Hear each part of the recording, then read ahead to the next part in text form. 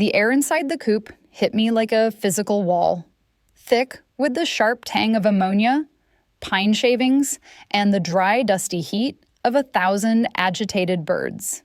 I was already sweating, my shirt sticking uncomfortably to my back, calculating just how desperate I was for this paycheck. The noise was deafening, a constant low-level roar of clucking and scratching that vibrated in the floorboards. Then I saw her. Standing in the narrow aisle between the nesting boxes, Layla was perfectly still amidst the chaotic swirl of white feathers. She didn't flinch as a hen fluttered past her shoulder, dust motes dancing in the shaft of light that cut across her face. Her eyes locked onto mine, dark and assessing, cutting through the haze. The tension wasn't just the stifling heat. It was the way she looked at me, like she was weighing my worth against the work ahead and finding something that caught her interest. The drive out here should have been a warning. The road turned from asphalt to gravel and then to a rutted dirt track that threatened to tear the undercarriage off my truck. This wasn't the rustic cottagecore paradise the internet likes to romanticize. It was a working operation, barely holding its ground against the encroaching wild.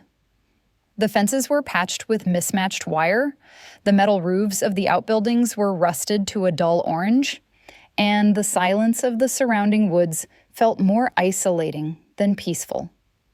I had been met at the gate not by Layla, but by her father. He was a man carved from the same hard earth that coated his boots, calloused, weathered, and entirely uninterested in pleasantries. He looked at my hands first, checking for softness before he even met my eyes. "It's dirty work," he had said, his voice rough like gravel shifting. "We don't pay for breaks, and we don't pay for complaints. You clean the deep litter, you scrub the roosts, and you keep the water lines clear. Layla handles the birds. You handle the shit."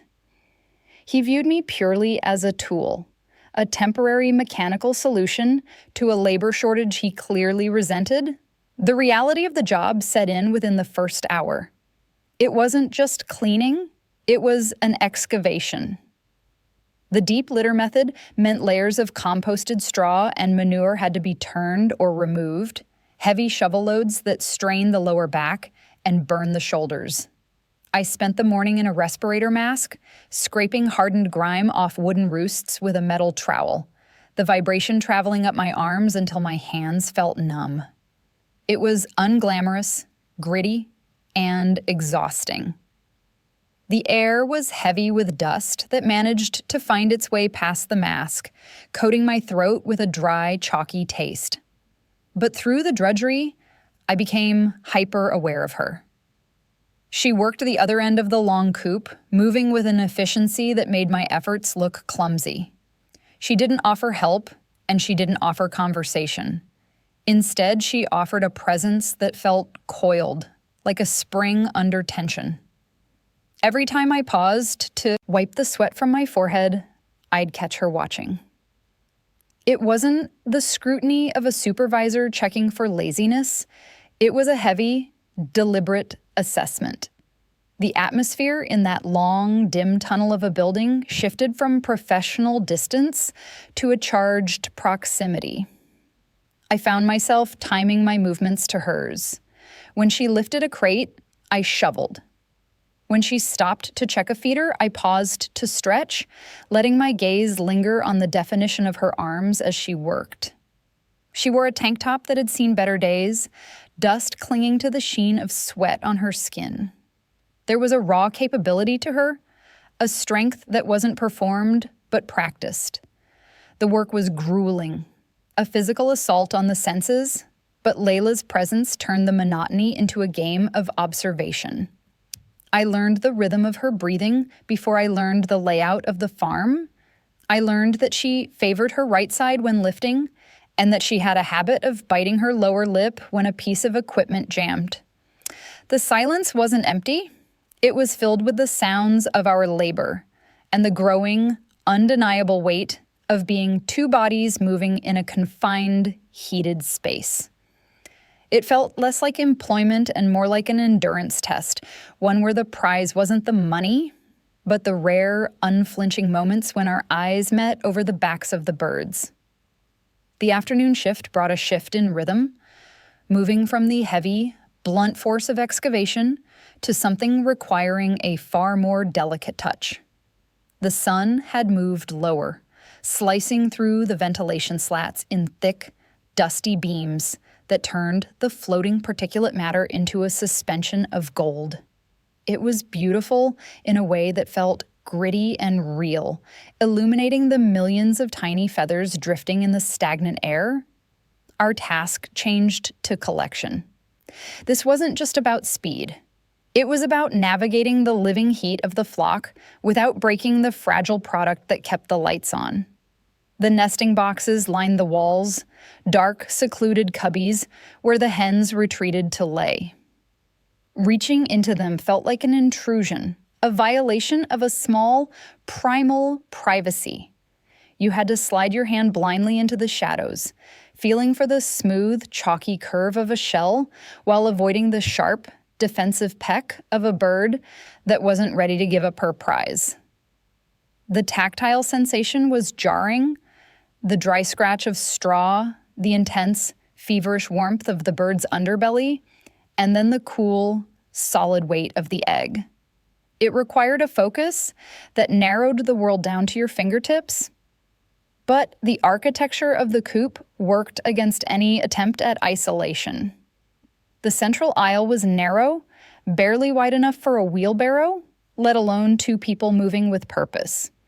We were forced into a choreography of avoidance that only served to heighten the awareness of our bodies. To pass her, I had to flatten myself against the wooden framing, turning my chest away. But the space was so tight that the air between us seemed to compress. I could feel the heat radiating off her, a physical warmth that rivaled the birds. The hum of the hens changed pitch as we worked, a low, brooding murmur that vibrated in the chest. I was moving down the left bank of boxes, trying to keep pace, when I hit a snag. A large Rhode Island red had gone broody, puffing her feathers out until she looked twice her size, emitting a dinosaur-like growl deep in her throat. Every time I reached for the clutch of brown eggs beneath her, she struck with a speed that made me flinch, her beak snapping inches from my wrist. I hesitated, pulling back, frustration spiking as the rhythm of the work faltered. "You're telegraphing the fear," Layla's voice cut through the noise, low and startlingly close. I hadn't heard her approach over the fans.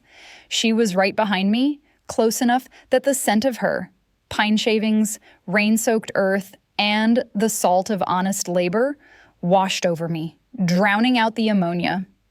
She didn't step back to give me room. Instead, she leaned in, her shoulder brushing against my upper arm, a solid, grounding weight. "Watch," she commanded. It wasn't a request. She reached past me, her arm extending into the dark box. Her movement was fluid, devoid of the jerky hesitation I had shown. She slid her hand under the bird's breast with a confidence that bordered on arrogance, lifting the hen slightly without triggering the attack. The bird settled, confused but compliant, as Layla deftly rolled 3 eggs into her palm and withdrew. "It's not about force," she said, her voice dropping an octave, intimate and authoritative. "It's about certainty. If you hesitate, they know they can take you. You have to move like you own the space." She turned to hand me the eggs, and the distance between us evaporated.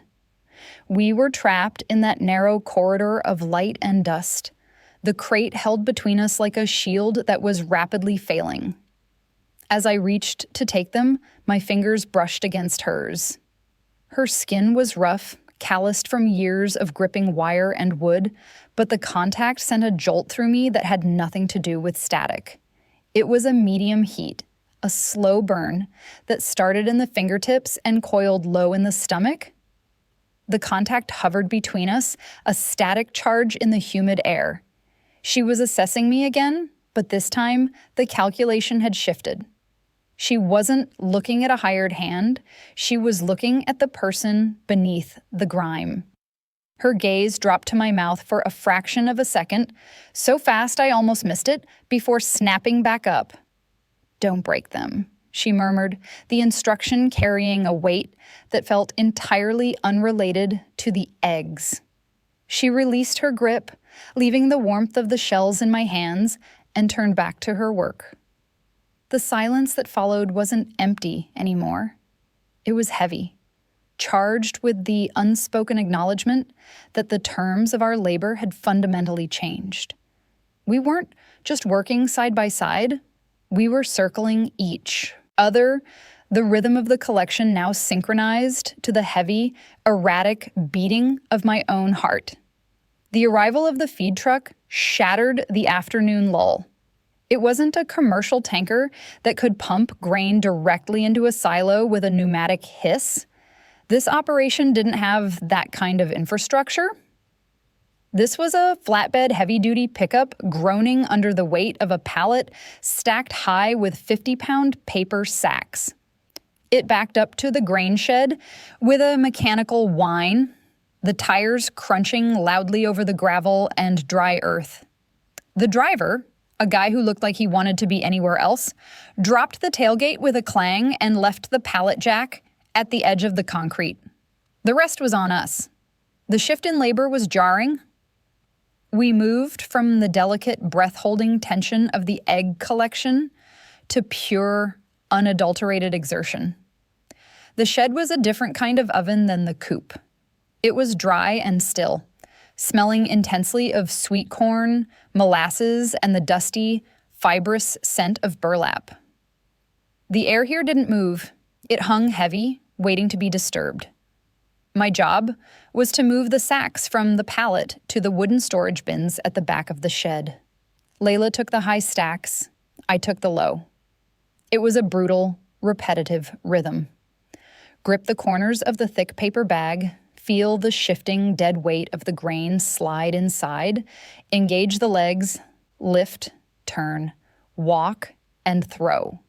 The paper bit into my fingertips, sucking the moisture from my skin until my hands felt like sandpaper. I watched her. In the confines of the shed, it was impossible not to. Layla approached the work not as a chore, but as an adversary she respected, but fully intended to dominate. She didn't grunt or complain, she just breathed. A sharp, rhythmic exhale with every lift that sounded like a piston firing. Her tank top, already damp from the coop, was now soaked through, clinging to her back like a second skin. This wasn't the sculpted aesthetic muscle you see in a city gym, built for mirrors and vanity. This was functional. Dense muscle carved by years of throwing hay bales, wrestling livestock, and hauling water. I watched the way her trapezius bunched and released as she hoisted a bag to the top of the stack, the definition of her lats moving like machinery under her skin. There was a raw capability to her movement that was incredibly, distractingly attractive. She was efficient, powerful, and completely in her element, her body a tool she knew exactly how to use. The repetition is what gets you. The mind wanders, but the muscles fatigue. Lift, turn, walk, stack. My arms were screaming, the lactic acid building a steady, throbbing burn in my shoulders. I went for a bag near the bottom of the pallet, my grip slick with sweat, my focus slipping for just a fraction of a second. As I pivoted toward the bin, the heel of my boot found a slick patch of loose grain scattered on the concrete floor. My center of gravity vanished. The heavy bag pulled me forward and down, the floor rushing up to meet me. I didn't hit the concrete.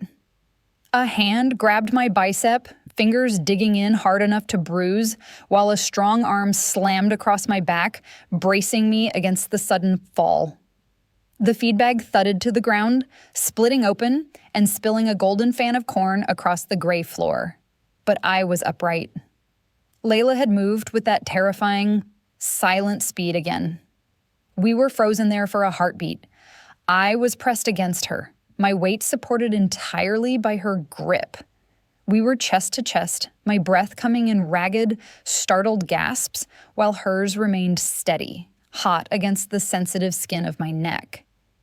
"Easy," she said. Her voice wasn't gentle. It was firm, the command of someone used to controlling skittish animals. She didn't let go immediately. Her hand stayed on my arm, her thumb tracing the line of the muscle there, almost unconsciously, a tactile check for damage that felt searingly intimate. The contact was grounding, anchoring me back to the earth, but it also sent a fresh wave of heat crashing through me that had nothing to do with the exertion. The air in the shed felt suddenly too small, too thick with dust and desire. I could smell the sweat on her, sharp and honest, mixed with the molasses sweetness of the feed. The moment broke with the shrill, intrusive buzz of a phone. It was sitting on a shelf near the door, vibrating angrily against the wood. Layla pulled away, the loss of her heat leaving a sudden, cold void on my skin. She checked the screen, and her face hardened instantly. The mask of the capable, stoic farmer slipped, revealing something jagged and desperate underneath. She walked out of the shed, answering with a sharp, "I told you not to call me during the day." I should have given her privacy, I should have kept stacking, but the silence of the farm carries voices, amplifying them against the stillness. I grabbed a broom to sweep up the spilled corn, the bristles scraping the concrete in a rhythmic hush, and her voice drifted in through the open door, clear and cutting. "He doesn't know," she hissed, "and he's not going to know until I fix it." There was a pause, filled only by the wind in the eaves. Then her voice rose, cracking with a frustration that sounded dangerously close to panic. "No, you can't sell the south parcel. That's the drainage for the whole operation. You sell that, you kill the farm." I froze, the broom hovering over the pile of corn. Sell. The word hung in the air, heavy and toxic. "I am handling the deed," she said, her voice dropping to a fierce whisper. "Just give me the month. That's all I asked for. 1 month to turn the numbers." She came back in a moment later. Her jaw was set so tight I thought her teeth might shatter. She looked at me, saw the broom in my hand, and the stillness in my posture, and she knew I'd heard. The vulnerability I had glimpsed was gone, replaced by a defensive wall that had slammed down hard. "Don't," she warned, holding up a hand before I could even open my mouth. "Is everything okay?" I asked anyway, the question feeling stupid and inadequate as soon as it left my lips. "The feed isn't going to stack itself," she said coldly. Her eyes were dark, not with the heat of attraction this time, but with the weight of a burden she was refusing to share. She grabbed a bag from the pallet and threw it onto the stack with a violence that made the entire pile shudder. The air had changed. The sultry, heavy tension of the coupe was gone, replaced by a brittle, sharp atmosphere that felt like glass waiting to break. The physical strain of the bags now felt like a mirror to the emotional weight she was carrying. We finished the truck in silence, but the silence wasn't shared anymore. It was a barrier. Every bag I lifted felt heavier than the last, weighted down by the secret she was desperate to keep, and the realization that this farm, this place of dust and heat and intense, quiet desire, was standing on the edge of a cliff. We moved the work outside, trading the stagnant, dusty air of the shed for the searing, relentless exposure of the midday sun. The perimeter run needed mending. It was a tedious, hateful job that involved wrestling with rolls of galvanized chicken wire that seemed determined to slice through our gloves and replacing rot-softened wooden posts that swayed drunkenly in the earth. The heat out here was different, less suffocating than the coupe, but sharper, a white-hot glare that bleached the color out of the fields and made the air shimmy above the grass. The silence from the shed followed us, but the vastness of the open sky thinned it out, making it feel less like a wall and more like a space waiting to be filled. I was down on one knee, using heavy pliers to twist the wire taut against a fresh cedar post, while Layla held the tension bar. It was intimate work, requiring us to be close, our movements synchronized to keep the fencing from buckling. Every time I leaned in to drive a staple, the metallic impact vibrated through the wood connecting us, a sharp counterpoint to the drone of the cicadas. "Why are you still here?" The question came out of nowhere, quiet but cutting through the rhythmic thwack-thwack of my hammer. Layla wasn't looking at me. Her eyes were fixed on the tree line where the shadows were deepest. I paused, the pliers heavy in my grip. "It's a paycheck, and I'm not in a position to walk away from those right now." "Everyone needs money," she countered, finally turning her gaze to me. "But most people take one look at the deep litter or feel the weight of those feed bags, and they walk. They make it to lunch, maybe. You're still here, and you're actually fixing the fence, not just patching it." She looked down at my hands, which were grimed with dirt and rust, gripping the pliers. Her gaze lingered there, heavy and tactile, tracing the tendons that stood out as I squeezed the handles. It wasn't a casual look. It was a slow, deliberate appreciation that made the skin on the back of my neck prickle. "You have good hands," she said, her voice dropping to that low, sultry register she used when correcting me in the coupe. "Capable. I like watching you work. You don't fight the job. You just get it done. There's a patience to it. Most people don't have the stomach for the grit." The compliment landed in the center of my chest, warm and heavy. It wasn't just praise for labor, it was an acknowledgement of me, of the body I was using to help her hold this crumbling fortress together. "I don't like leaving things broken," I said, my voice sounding rougher than I intended. "Neither do I," she murmured. She reached out, her fingers brushing against my wrist, ostensibly to adjust the angle of the wire, but her touch lingered. It was a ghost of a caress, searing even through the sweat and grime. But sometimes things break anyway. We worked in silence for a while. The only sound, the metallic snip of wire cutters. We were mending the line to keep the foxes and coyotes out, but as I hammered the staples home, conscious of the phone call I'd overheard, the work felt heavier. We weren't just blocking wildlife, we were building a desperate fortification around the heritage breeds, and the land before the banks or the family disputes could tear it all down. "Thirsty?" Layla asked, breaking the rhythm. She uncapped a dented metal canteen she'd brought from the truck. She took a long pull, her throat working as she swallowed, a stray drop of water escaping the corner of her mouth to trail down her chin. I watched it, mesmerized, the thirst suddenly a secondary concern to the dryness in my throat caused by looking at her. She handed the canteen to me. The metal was warm from her hand, the rim wet from her lips. It was an indirect kiss, a shared vessel in a world that demanded separation. I took a drink, the water tepid and tasting of tin, but it felt electric going down. I handed it back, our fingers tangling for a moment on the strap. "We keep the predators out," she said softly, capping the bottle, her eyes dark and unreadable. "That's the job, no matter how hard they push." The sun began to dip toward the horizon, casting long bruised shadows across the run, but the heat between us didn't dissipate. If anything, as the light faded, the tension only coiled tighter, waiting for the storm that was gathering on the edge of the sky. The heat broke not with a breeze, but with a violence that turned the sky a bruised, sickly purple. The wind hit us first, a sudden, cold gust that whipped the dust from the run into blinding clouds, tearing the leaves from the oaks at the property line. The birds went silent, that eerie, suspended hush that happens right before the world splits open.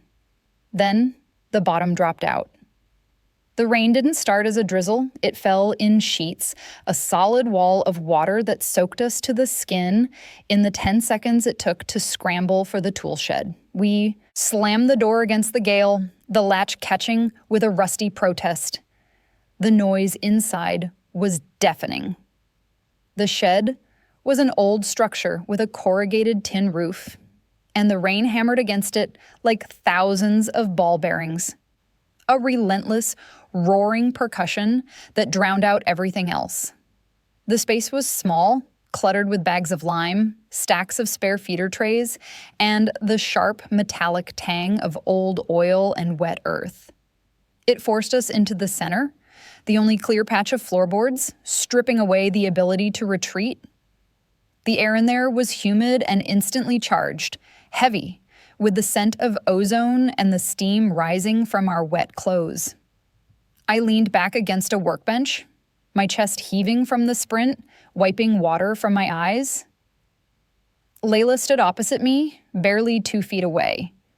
The rain had plastered her hair to her neck, dark strands clinging to her collarbone, and her shirt was translucent where it stuck to her skin, revealing the sharp intake of her breath. She didn't look away. She didn't try to fix her hair or cover herself. She just stood there, vibrating with an intensity that matched the storm outside. "You heard," she said. Her voice was low, but in the small echoing space, it cut under the roar of the rain. It wasn't a question. "I heard," I admitted, the water dripping from the brim of my hat onto the floor. "The South parcel?" She let out a short, bitter laugh, running a hand through her wet hair, pushing it back from her face. The movement pulled the fabric of her shirt tight across her shoulders, highlighting the tension she was carrying in every muscle. "It's not just the South parcel. That's just the first bite. My brother, he looks at this land and sees a balance sheet in the red. He doesn't see the heritage lines. He doesn't see the soil quality we've spent 10 years building back." The vulnerability cracked. Through her stoicism like lightning, she slumped slightly, the fight draining out of her posture just enough to reveal the exhaustion underneath. She turned to me, the stoicism finally cracking to reveal the raw fear underneath. "They want to liquidate. Sell it off to one of those factory conglomerates. They'll raise the coupe, pave over the run, and put up metal warehouses for battery cages. Everything I've built. Everything you're sweating to help me fix. It's all on the chopping block." The revelation hung between us, heavy and suffocating. The farm wasn't just struggling, it was under siege from the inside. I watched a drop of water trace a path down the side of her neck, disappearing into the collar of her shirt. I wanted to reach out and stop it. I wanted to smooth the hard line between her brows. The urge wasn't just sympathy. It was a physical pull, a magnetic need to bridge the gap that the storm had already narrowed. "You're fighting a war alone," I said softly. "I'm used to it," she replied, but her voice wavered. I stepped closer. I couldn't help it. The space between us collapsed. The smell of the rain on her skin was intoxicating, a clean, wild scent that mixed with the dust and the oil. "You don't have to be," I murmured. Layla went still, her gaze locked onto mine, unflinching, stripping away the pretense of employer and employee. The air thickened, the roar of the rain fading into a background hum as the silence between us stretched, taut, and vibrating. Her eyes dropped to my lips, lingering there with a hunger she hadn't let herself show in the daylight. The medium heat we'd been dancing around spiked into something searing. I could feel the warmth radiating from her, contrasting with the chill of the damp air. She leaned in, just an inch, her breath hitching. My heart hammered against my ribs, a frantic rhythm that echoed the storm. I tilted my head, the anticipation pooling low in my stomach, aching and sweet. We were seconds away from the collision, the inevitable crash of tension finally breaking. Then a deafening crack of thunder shook the ground, vibrating the tools on the shelves. We jumped apart, the spell shattering. The reality of the shed, the cold, and the storm rushed back in. But as we stood there, in the sudden, ringing aftermath, breathing hard, we both knew the line had been crossed. The rain might have stopped us, but the storm inside wasn't clearing. It was just beginning. The storm passed as quickly as it had arrived, leaving the farm steaming in the humid aftermath. The silence that followed wasn't peaceful. It was heavy, like the air in a room where a scream has just ended. I watched Layla walk ahead of me toward the farmhouse, her boots squelching in the mud, her shoulders hunched against a weight that had nothing to do with the rain. She didn't look back. She marched with the grim determination of a soldier heading to a court-martial she knew she would lose. I should have gone to the bunkhouse.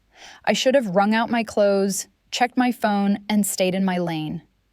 But the pull that had nearly brought us together in the shed was still thrumming under my skin, a live wire that refused to be grounded. I followed her. The voices hit me before I even reached the porch steps. They were loud, jagged, and coming from the kitchen. One was Layla's, sharp, defensive, cracking with exhaustion. The other was male, smoother than her father's gravelly tone, but laced with a condescending patience that made my hackles rise. "It's not a debate, Layla. It's a rescue mission." I stepped through the screen door, the mesh rusty and loose, and walked into the confrontation. The kitchen was starkly lit by a buzzing fluorescent ring overhead, casting a sickly pallor over the scene. Layla stood on one side of the battered oak table, her hands braced on the wood as if she were trying to hold the furniture and her life in place. Opposite her was a man who could only be her brother. He was clean in a way that didn't belong here. Polo shirt, expensive watch, and boots that had clearly never stepped in deep litter. Between them lay the secret, spread out in glossy brochures and legal documents. "You're not rescuing anything," Layla spat, her voice trembling with a mixture of rage and grief. "You're liquidating it. Look at this contract, Mark. Site clearance, total remediation. That's corporate speak for bulldozing the Coop. They don't want the operation, they want the permit rights and the water table. They're offering 20% over market value," Mark countered, tapping a thick document with a manicured finger. "For a failing business. Dad can't work the line anymore. You're drowning in debt. This is an exit strategy." "It's a slaughter," she shot back. "We have the only flock of heritage Buckeyes in the state. You sell to these people, this apex agribusiness, and they put up metal sheds and battery cages. They cram 50,000 birds into a space meant for 5. It destroys the landmark, it poisons the creek, it erases everything we are." I stood in the doorway, dripping water onto the linoleum, realizing the full scope of what I had been helping to build. The fence, the nesting boxes, the sweat, it wasn't just maintenance, it was a desperate fortification against this. Layla wasn't just fighting a bad season, she was fighting the erasure of her entire world by a factory farm conglomerate that viewed her legacy as a rounding error. Mark looked up then, his eyes narrowing as they landed on me. He looked me up and down, taking in the wet clothes, the dirt-streaked arms, and the obvious lack of status. "Who is this?" "The hired hand?" Layla said quickly, straightening up, trying to regain some semblance of authority. "She's just leaving." Mark let out a short, derisive snort. "Right, the help. Well, you can cut that expense immediately. We don't need to pay for labor on a property we're selling in 30 days. Write her a check for the week and send her packing. Layla looked at me. For the first time since I'd arrived, her gaze wasn't assessing or sultry or guarded. It was pleading. She looked shattered. She reached for the checkbook on the counter, her hands shaking slightly. "He's right," she said, her voice hollow. I can't guarantee the pay after this week. You should go. You don't need to be dragged down with the ship." She tore the check out. The sound was distinct, final. She held it out to me, her eyes begging me to take the easy way out, to spare myself the ugliness of the collapse. I looked at the check. Then I looked at Mark, who was already turning back to his papers, dismissing me as irrelevant. I thought about the heat in the coupe, the way Layla's muscles moved when she lifted the feed, the near miss in the shed, where she had looked at me like I was the only solid thing in her world. I thought about the fence we had just mended, the way we had sealed the breach against the predators. I didn't take the paper. "The run isn't finished," I said. My voice was calm, contrasting the tension in the room. Layla blinked, her hand freezing in midair. "What?" "The run," I repeated, stepping further into the room, crossing the threshold from observer to participant. "We only finished the north side. The east posts are still rotted. If a fox gets in tonight, it doesn't matter who owns the deed next month. You lose the flock tonight." "I told you," Mark interrupted, his patience snapping. "You're fired. Get off the property." I ignored him completely, keeping my eyes locked on Layla. I was hired to clean the coop and fix the perimeter. I finished the job. You can pay me when you sell the eggs. Layla stared at me. The shock on her face slowly morphed into something else, disbelief, followed by a dawning, fierce gratitude. She lowered the check. She looked at her brother, then back to me, and I saw her spine straighten. The vulnerability vanished, replaced by the steel I had seen in the feed shed. "She stays," Layla said. Her voice was quiet, but it had the weight of the feed bags we'd hauled. "She stays until the job is done. And we aren't selling Mark. Get your paperwork off my table." Mark stared at her, then at me, sensing the sudden impenetrable front that had formed. He scoffed, gathering his files with angry, jerky movements. "You're making a mistake. Both of you. The bank won't wait forever." He stormed out, the screen door slamming behind him.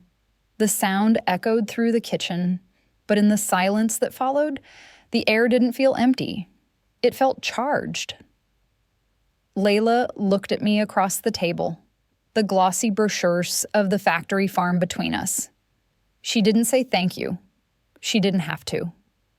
The way she looked at me, raw, open, and intensely focused, said that the contract between us had just been rewritten in permanent ink. We weren't just fixing a fence anymore, we were holding the line. The silence Mark left behind was heavier than the storm, vibrating with the echoes of threats that felt all too real. Layla slumped into one of the mismatched kitchen chairs, the fight draining out of her as the adrenaline crashed. She looked at the glossy brochure for Apex Agribusiness like it was a death warrant, rubbing her temples with grime-stained fingers. "He's right about the math," she whispered, the admission sounding like a fracture. "We can't compete on volume. The feed costs alone are eating the profit margin before the eggs even hit the crate. I'm fighting a flood with a bucket." I walked over to my backpack, which was sitting by the door, completely out of place in this room of weathered wood and agricultural grit. I pulled out my laptop. It was battered, covered in stickers, but it was the tool I had been trying to escape when I took this job. "You don't fight a flood with a bucket," I said, setting the computer on the table and pushing the brochures aside. "You build a channel. You stop trying to sell eggs as a commodity to a distributor who pays you pennies. You sell the story." Layla looked up, confusion furrowing her brow. "What are you talking about?" "I didn't just come here because I needed money," I admitted, opening a spreadsheet. "I came here because I burned out doing brand strategy for companies that didn't have half the soul this place has in one rafter. You have heritage Buckeyes. You have pasture-raised deep litter credibility. You don't sell that to a supermarket. You sell that directly to the people who want to believe they're saving the world with their omelet." We worked until the fluorescent ring light buzzed with the fatigue of the early morning hours. The kitchen transformed from a site of confrontation into a war room. I built the framework of a community-supported agriculture model, drafting a subscription plan that bypassed the middlemen entirely. I wrote copy that didn't just describe the eggs, but described the heat of the coupe, the specific golden color of the yolks, and the fight to keep the heritage breeds alive. Layla watched me. At first, she was skeptical, pacing the perimeter of the kitchen like a caged animal. But as the numbers on the screen started to shift, showing a path to solvency that didn't involve selling the land, she stopped pacing. She pulled a chair up next to mine, close enough that our knees knocked together under the table. The dynamic in the room shifted. Outside in the mud and the heat, she was the expert, the one with the strength and the knowledge. Here, in the glow of the screen, I was the one leading. I could feel her watching my hands as I typed, her gaze tracing the movement of my fingers across the keys with the same intensity she had used when watching me lift the feed bags. It was a different kind of admiration, an appreciation of competence that felt heady and dangerous. "You can really do this?" she asked, her voice low, the huskiness returning. She leaned in to read a paragraph of the marketing copy, her breath warm against my cheek. "You can make them care." "I can make them pay for the privilege of caring," I corrected, turning to look at her. We were inches apart. The kitchen was quiet, save for the hum of the refrigerator and the soft clicking of the laptop. The air felt thick, charged with a new kind of intimacy. It wasn't just about the physical attraction anymore, though that was still there, humming like a high-tension wire. It was a partnership forged in the trenches. Layla looked at the screen, then back at me. Her eyes were dark, dilated in the low light. She reached out, her hand covering mine on the mouse pad. Her skin was rough, warm, and solid. She didn't pull away. She squeezed, a gesture of possession and gratitude that sent a shiver straight down my spine. "I thought you were just passing through," she murmured, her thumb brushing the inside of my wrist, finding the pulse that was hammering there. "I thought you were just another pair of hands." "I was," I said, my voice barely above a whisper. "But plans change." She didn't move her hand. The connection was electric, grounding us both in the reality of what we were building. It wasn't just a business plan, it was a future. And the way she looked at me, with a mixture of relief, respect, and a hunger that had nothing to do with food, told me that I wasn't just an employee anymore. The intellectual partnership had ignited the spark we'd been circling for weeks, fanning it into a flame that was rapidly consuming the last of our defenses. We were a team now, bound by the secret we shared and the fight we had chosen. And in the quiet of that kitchen, with the storm past and the work laid out before us, the distance between us finally, inevitably, dropped to zero. We closed the laptop, the screen fading to black and leaving us in the sudden, stark quiet of the kitchen. The plan was built, the numbers had been crunched, the strategy laid out in rows of glowing pixels, but the energy that had fueled the session hadn't dissipated. It had nowhere left to go. The intellectual adrenaline that had driven us for the last 3 hours was beginning to curdle into something heavier. A physical restlessness that made the air in the room feel too thin to breathe. "We should check the heat lamps," Layla said. Her voice was rough, scraping against the silence. It was an excuse. We both knew the automated thermostats were working fine. But we also knew that neither of us was ready to walk down the hall to separate bedrooms. We stepped out into the night. The air was cooler now, stripping away the humidity of the storm, but my skin still felt hot. We walked across the yard to the main barn, our boots crunching in unison on the gravel. The darkness of the farm was absolute, a heavy, velvet blanket that wrapped around the outbuildings, broken only by the faint, amber glow spilling from the coop windows. Inside, the barn was a different world than it had been during the day. The frenetic energy of the work was gone, replaced by the low, rhythmic breathing of the livestock and the settling of the structure itself. The smell was richer at night, sweet hay, cedar, and the musk of animals at rest. It felt private, enclosed. We stopped in the center aisle, surrounded by the towering stacks of straw bales. Layla turned to face me. The amber light from the heat lamps cast deep shadows across her face, highlighting the sharp line of her jaw and the hollow of her throat. She looked exhausted, her hair falling loose from its tie, but her eyes were wide awake, burning with that same dark intensity I had seen over the feed bags. "You didn't have to do this," she said quietly. She wasn't talking about the chores. She stepped closer, invading my space with a deliberate slowness that made my pulse jump. "You could have taken the check. You could have left me to drown in it." "I told you," I replied, my voice sounding breathless in the quiet. "I don't like leaving things broken." "Is that all this is?" she asked. "Fixing something broken." She reached out, her hand finding the front of my shirt. She didn't pull me in, not yet. She just held the fabric, her knuckles brushing against my sternum. The contact was a question, a challenge. "No," I admitted.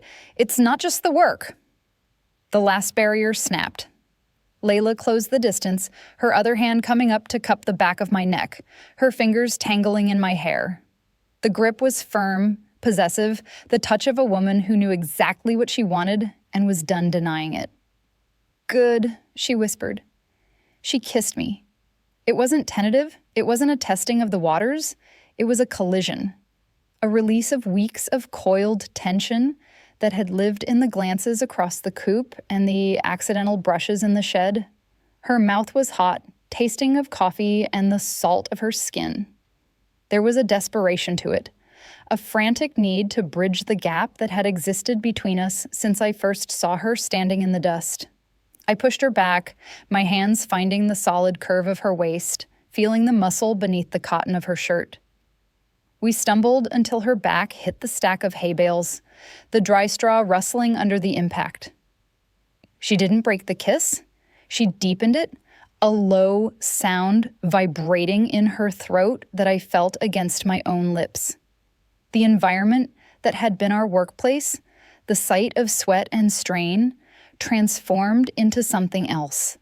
The roughness of the barn became a texture to ground us. I pulled her shirt up, my palms sliding over the smooth, hot skin of her stomach, counting the ribs, feeling the sharp intake of her breath. Her hands were everywhere, mapping the tension in my shoulders, her calloused fingertips rough against my neck, sending shivers racing down my spine. It was a conversation that had started with silence in the deep litter and was finally being spoken aloud. Every touch was a confirmation. The strength I had admired from a distance was now pressed against me, undeniable and overwhelming. She pulled me closer, her legs tangling with mine, the friction of denim on denim creating a heat that rivaled the lamps. We didn't make it to the house. We didn't need to. In the shadow of the hay, surrounded by the scent of the life we were fighting to save, we let the rest of the world fall away. The fear of the bank, the anger at her brother, the uncertain future, it all dissolved into the immediate searing reality of skin on skin. The pull was absolute, It was the feeling of gravity finally winning, pulling two orbiting bodies into a single, fiery point of impact. And as the night stretched on, the only sound in the barn was the sharp, ragged rhythm of our breathing, echoing the storm that had finally found its shelter. The morning light didn't just illuminate the kitchen, it exposed the shift in power. Mark sat at the head of the oak table, but the authority had left him. He looked at the spreadsheet on the screen, then up at us. Layla and I stood on the opposite side, shoulder to shoulder, a united front that was impenetrable. "The pre-sales are already funding the feed bill," Layla said, her voice steady and devoid of the desperation that had choked her yesterday. "We launched the full subscription model Monday. You get your margins, Mark, but the deeds stay in the safe. The land isn't for sale." He hesitated, the silence stretching thin as he weighed the corporate buyout against the undeniable logic of the numbers we had crunched until dawn. He capped his expensive pen with a sharp click. 6 months, he muttered, pushing the papers back. "You have 6 months to prove solvency. If the red ink doesn't clear, the excavators come in." It was a threat, but it sounded like a retreat. The victory wasn't a parade, it was the quiet, heavy exhale of relief shared between us as his truck finally kicked up gravel on the way out. The work didn't stop. Farming doesn't allow for victory laps, but the weight of it changed entirely. We fell back into the rhythm of the chores, but the jagged tension that had defined those early weeks had dissolved into an easy, possessive intimacy. Unloading the feed truck became a synchronized dance we knew by heart. When I reached for a 50-pound sack, Layla didn't just watch. She stepped in, her hand brushing the small of my back, a grounding touch that claimed the space. The secrecy was gone, replaced by a blatant, comfortable affection. We moved through the coop, not as two people avoiding collision in a narrow aisle, but as a single, efficient unit.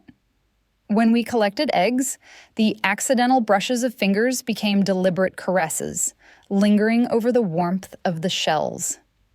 I watched her handle the broody hens with that same focused intensity, but now, when she glanced my way, it was laced with a sultry gratitude that made the dust and the ammonia feel irrelevant. The compliments weren't hidden in work orders anymore. "You handle that better than I do," she'd murmur, leaning close as we repaired the fencing, her breath warm on my neck. I had driven up that rutted gravel road looking for a paycheck to clear a debt, desperate to leave. Now, standing in the run with mud on my boots and her hand in mine, I realized I was staying for the woman who taught me that some things are worth building a fortress to protect. The future was still unwritten, buried in the soil and the seasons, but for the first time, I wasn't looking for the exit. I was planting roots. The sun dipped below the tree line, turning the drifting dust motes in the coop into suspended gold, the quiet, rhythmic clucking of the hens settling into the evening hush. We had turned a collapsing farm into a stronghold, discovering that the hardest labor often yields the sweetest fruit. If you've ever found love while getting your hands dirty, let me know in the comments. Subscribe for more stories about the heat that builds when the work gets real.